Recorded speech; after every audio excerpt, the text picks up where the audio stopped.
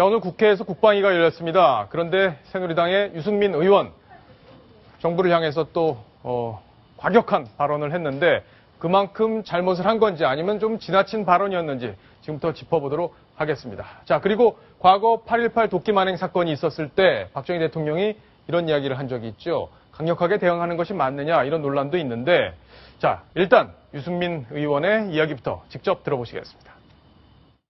혹독한 대가를 치르도록 할 것이다 이렇게 말을 해놓고 이제까지 한 게 이제 확성기 방송 재개한 거 혹독한 대가라고 생각할 국민이 있겠습니까? 8월 4일 날 북한군이 지뢰 도발을 해가지고 우리 하사 2명이 그런 중상을 입었는데 그 다음날 통일부 장관은 아무 일도 없었다는 듯이 제안하고 좀 정신 나간 짓 아닙니까? 근데 청와대 NSC라는 사람들은 도대체 뭘 하는 사람들이길래 북한 도발일 가능성이 큰 걸 알았으면 국방부는 물론이고 통일부 이런 유관부서들이 이 사건의 의미에 대해서 뭔가 생각을 하고 해야지. 박성훈 논설위원. 네. 결국에는 지뢰 도발로 우리 군이 부상을 당했는데 그 시점에서 무슨 회담을 제의하고 이런 게 정신 나간 거 아니냐. 네. 이게 유승민 의원의 지적인데요. 네. 어떻게 평가하십니까? 저는 충분히 그 국방위원으로서 지적할 수 있는 얘기라고 봅니다. 이번 사태에서의 그 폭발 사고가 났을 때 현장에서의 우리 그 군 그 수색 대원들의 대응이나 또 그것이 보면은 바로 8시 20분에 장관에게까지 보고된 걸 보면 그 지휘 계통의 보고 라인에는 문제가 없었다고 봅니다. 예. 다만 지금 얘기했듯이 바로 저러한 당일 상황에서 빨갱이다라고 하는 얘기가 튀어나올 정도로 누가 봐도 저 상황에서 북한의 어떤 매설에 의한 공격임을 당시 상황에서 직감할 수 있는 상황인데 이것을 공표까지는 안 한다 하더라도 바로 이것은 대통령에게 보고됐어야 되고 예. 그리고 그에 따라서 NSC가 그날 저녁이라도 열렸어야 마땅한 상황입니다. 그런데 지금 보면 오늘 보면 장관이 대통령에게 직접 대면 보고라든지 전화 보고를 한 흔적이 아무것도 나타나지 않고 NSC 라인을 통해서 개통을 통해서 보고했다 이 얘기만 돼 있거든요. 예. 그렇다면 이것은 중대한 상황에 대해서 우선 장관이 제대로 보고의 의무를 다하지 못했다고 보고 또한 NSC가 즉각 열려서 다음날 지금 하기로 돼 있는 대북 그 고위급 남북 고위급 회담 제의 이건 당연히 연기되었어야 되고 이희호 여사의 방북 역시도 이 상황을 감안해서 연기되었어야 마땅한데 이 부분이 조율되지 않으니까 도대체 이거 미친 짓 아닙니까? 라고 하는 질문을 국방위원으로서는 저는 당연히 할 수 있는 예. 비판이다 이렇게 생각합니다. 정신 나간 일이라고 네. 표현을 했는데 네. 신인규 대표께서 보시기에는 우리 정부의 대응에 어떤 부분에는 좀 문제가 있었다. 그러니까 군이 대응했던 부분에 대해서는 지금 뭐 크게 갑론을박은 없는 것 같습니다. 어제 저희가 정리를 했듯이 네. 북한이 기습적으로 와서 손이 얼마든지 들어가는 곳에 지뢰를 매설을 했기 때문에 우리 군을 노리고 한 행동이기 때문에 막기가 참 어려웠다. 이 부분은 수긍이 되는데 그 이후에 있었던 정부의 대응 부분에 있어서는 좀 지적받을 일이 있는 것 같습니다. 저도 정말 의문스럽고 아이러니합니다. 예. 이 현 정부 들어와서 국방부, 외교부, 통일부 이 세 외교안보 통일부서를 통합하는 청와대 국가안보실이라는 걸 만들었어요. NSC는 과거부터 있었죠. 그러다 국가안보실이라는 걸 만들어서 이 세 개의 라인을 통합하고 거기에는 비서관도 따로 두고 다 있습니다. 조직도 다 있어요.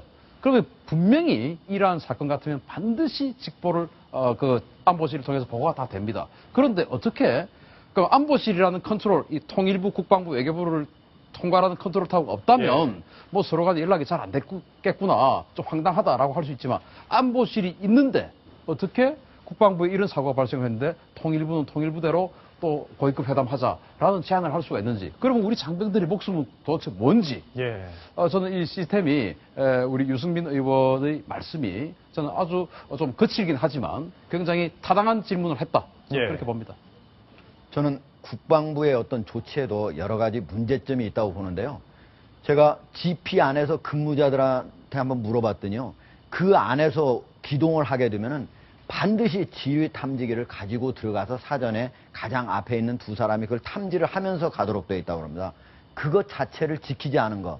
그러니까 그동안에 계속적으로 똑같은 그 수색 통로기 때문에 별일 없겠지 한 거. 경계를 잘못했다. 이건 큰 잘못입니다. 그리고 거기에 통문이 있다면 적어도 통문은 자주 드나드는 문이니까 24시간 감시 장치를 두는 게 맞겠죠. 이런 것 자체를 안 하고 이거는 북한의 공격이니까 어쩔 수 없었다. 이렇게 한다면은 이거는 이후에도 사후 재발 방지책이 안 되는 것이다. 예, 맞습니다. 맞는 지적인 것 같습니다. 자, 동아일보 사설, 오늘자 사설 하나 보겠습니다. 청와대 군 그 정도 응징으로 북이 움찔하겠나 이런 제목의 사설인데요. 같이 한번 핵심 부분만 짚어보도록 하겠습니다. 안보가 위협받는 상황에서 대통령이 남북 대화 재개부터 이야기하는 것은 납득하기 어렵다. 당장은 북이 도발을 뼈저리게 후회하도록 상응하는 응징을 하는데 중점을 둬야 국민이 불안을 느끼지 않는다. 이렇게 지적을 했습니다. 자, 다음 문장 보겠습니다.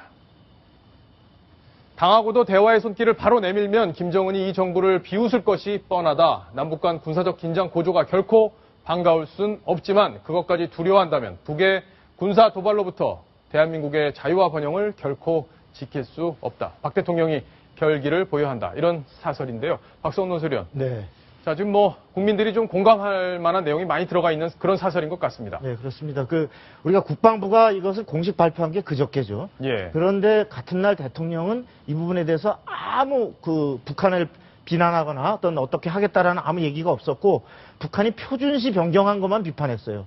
그리고 하루가 지나서 나온 대변인의 그 메시지라는 것이 결국은 북한에 대해서 북한에 사죄하고 또 책임자 처벌해야 된다 이런 간접 메시지만 나왔는데 대통령은 어제 영국 외교장관을 통해서 우리는 억지력을 통해서 압박을 하면서도 대화를 위한 노력을 계속해 나가겠다. 이런 메시지를 보냈습니다. 예. 지금 대통령이 8.15를 앞두고 사실 남북관계의 어떤 뭔가 좀 진전을 위해서 대화 협력을 위한 메시지를 던지려고 하는 고충은 이해할 수 있어요. 그러나 대화에도 때와 장소가 있는 겁니다.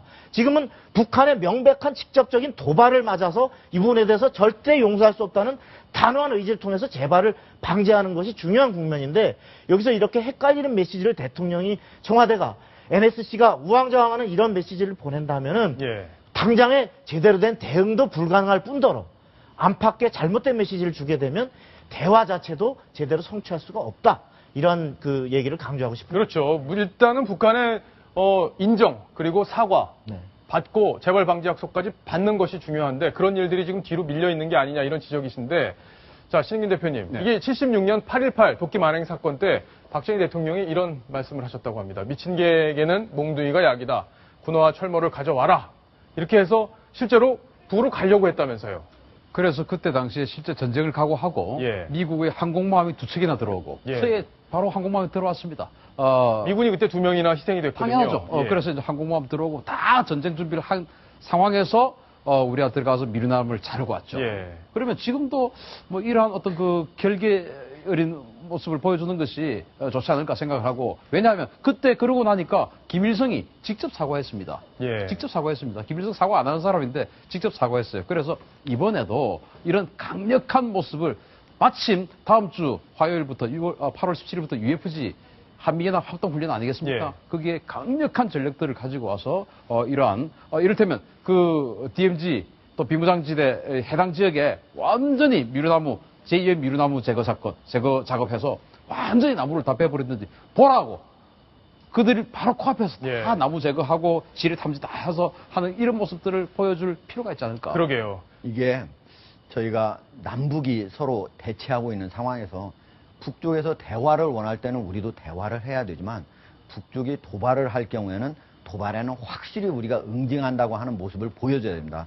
저때 1976년 8월 18일에 일어난 사건이 도끼 만행 사건이 저때 당시에 우리나라 그 판문점 내에 있는 우리 초소 제3초소가 완전히 박살이 났거든요. 예. 그래서 우리가 특수전 부대 64명을 보내가지고 그 3일 뒤에 미류나무를 제거하면서 북쪽의 초소를 4개를 완전히 박살을 냈습니다. 예. 근데 일부러 박살을 낸 거거든요. 왜냐하면 저쪽이 도발을 하도록 우리가 만반의 준비를 하고 심지어 핵폭탄을 투하할 수 있는 전략 폭격기까지 준비를 한 상태에서 도발을 유도했는데 북한이 도발을 하기는커녕 오히려 사과를 한 거거든요. 예. 그러니까 우리가 결기를 보이면 저쪽도 전체적으로 전면전을 한다든지 아니면은 국지적인 도발이라도 자기들이 패할 것이 뻔한 것은 하기 어렵다. 예. 우리가 이런 것을 분명히 알고 해야지 그러지 않고 항상 잘못하면 우리 경제에 큰 영향을 줄 것 같다. 그리고 주가가 떨어지거나 아니면 국민들이 혼란에 빠질 것 같다. 이런 것 때문에 항상 소극적인 모습을 보이면 북한의 오히려 도발을 더 이거는 키워주는 꼴이다. 예. 이렇게 말씀드립니다. 참고로 말씀드리면 네. 76년이기 때문에 지금으로부터 딱 40년 전입니다. 네, 맞습니다. 이때 한국군은 북한군에게 상대가 안 됐습니다. 미군 없으면 그냥 3일 만에 그냥 박살나는 그런 군대였음에도 불구하고 이런 의지가 있었죠. 지금의 한국군은 북한군을 다르죠. 완전히 압도하고 남습니다. 예. 그렇기 때문에 우리가 뭔가 자신 있는 그런 어떤 그 의지를 보여줘도 충분하다 예, 생각합니다. 박성원 논설위원께 질문 하나 더 드릴 텐데 사실 문재인 대표가 어제 이 김하사를 방문을 했습니다. 그래서 여러 가지 뉴스들도 많이 등장을 했고 네. 그런데 박근혜 대통령은 좀 가면 안 되나 네. 가서 좀 우리 다친 병사들 위로도 해주고 국민들 마음 얼마나 상처를 입었습니까? 가서 좀 보듬어주고 그 결과적으로는 국민들 마음을 보듬는 효과가 있었을 텐데 하는 아쉬움을 이야기하시는 분들이 참 많더라고요. 예. 지금 대통령이 대신 안 가시고 대신 그 주철기 예. 외교안보 수석을 보내서 두 김하사 또 이 두 하사를 위문을 했는데 이것은 저는 굉장히 정말 대통령이 단호하게 북한의 도발을 용납하지 않겠다는 메시지를 대내외에 천명하면서도 그 대통령이 대한민국과 결혼했다는 그 대통령의 모성애로서 이 병사들을 감싸 안는 그럼으로써 소통과 통합을 할 수 있는 중요한 그리고 해야만 하는 국군 통수권자의 중요한 기회이자 의무를 저는 제대로 다하지 못했다 하는 측면에서 굉장히 아쉽게 생각하는 대목입니다. 예. 이동희 차장, 여기 바로 이 사진이 하나 있는데 오늘 이 사진 모 조간신문에 실린 일면 사진입니다. 그런데 이 조간신문에 대해서 야당에서 문제를 삼았어요. 예, 지금 화면에서 보시는 것처럼요. 이 희생 장병 사진이 잘 나와 있고요. 양복을 입은 한 남자의 이 모습이 얼굴이 잘린 채 이렇게 찍혀 있습니다. 예. 바로 이 대목 때문에 야당에서 발끈했는데요. 이 사진 속 양복의 주인공이 바로 문재인 대표였습니다. 아, 그렇군요. 예, 문재인 대표가 직접 병문안을 갔는데 이 사진 처리하는 과정에서 저렇게 잘려진 채 보도가 됐기 때문에 이 새정치민주연합에서는 어떻게 야당 대표의 사진을 저렇게 의도적으로 잘라서 보도할 수 있느냐. 의미 있는 행사였는데 의미 있는 방문이었는데 왜 저런 대접을 했느냐라면서 어떤 의도가 있는 것 아니냐 이렇게 오해할 수 있을 그럴 예. 만한 대목이었습니다. 박성원 논설위원 짧게 정리를 해주셨으면 좋겠는데 문재인 대표 야당 이번에 발빠르게 대응을 했습니다. 진정성 논란은 둘째 치고라도 어쨌든 평가를 받아야 될 부분은 있는 것 같은데 어떻게 보십니까? 근데 야당으로서는 당연히 저렇게 사진이 나가면 오해할 수 있다고 생각이 됩니다. 예. 오늘도 사실은 최고위원회의를 임진각에서 그랬죠. 열면서 다시 한번 북한의 도발을 절대 용납하지 않겠다라고 말하자면 여당보다도 오히려 더 강한 메시지를 이틀째 발신을 했는데 사실 제1야당이 저렇게 북한이 노렸던 어떤 지난번 천안함과 같은 남남 갈등을 노렸을 수 있는 이러한 도발에 대해서 절대 야당이 흔들리지 않고 이러한 모습을 하나로 보여주는 게 이제는 더 이상 뉴스가 아니라 정상화된 것으로 앞으로 계속돼야 된다. 예. 이런 것이 국민의 바람인 것 같습니다. 아, 좋은 지적이십니다. 신은균 대표 마지막으로 질문 하나 드리겠습니다. 지금 이걸 누가 기획했는지 이거 사실상 최고 존엄 김정은의 지시 없이는 할 수 없는 거죠, 일단. 김정은의 결재 없이는 할 수 없죠. 절제 없이. 예, 그래서 지금 김영철이 복귀해서 김영철이 했냐, 아니면은 김상용 2군 단장이 독단적으로 기획해서 했냐 하는데, 예. 저는 이 투스타 정도, 이 사람은 이제 김영철이니까 예. 포스타인데, 투스타, 포스타 정도가, 독자적으로 이걸 해서 할 수는 없다라고 보고, 기획은 하되, 결재는 김정은이 했을 것이다. 예. 기획은 김영철, 실시는 김상용, 결재는 김정은. 이 라인이 아니겠는가. 그렇게 예. 합리적으로 판단합니다. 예. 알겠습니다. 자, 관련 소식 오늘 저희가 길게 정리를 해드렸습니다. 자, 일단 다치신 두 하사분 빨리 쾌유를 하시기를 저희 뉴스탑10이 기원하겠습니다. 자, 이제 다음 주제로 갑니다. 다음 주제 보시기 전에 저희 인사를 해야겠네요. 신은균 대표 여기서 함께 하겠고요. 또 이종명 대표 여기까지 함께 하겠습니다. 감사합니다, 오늘.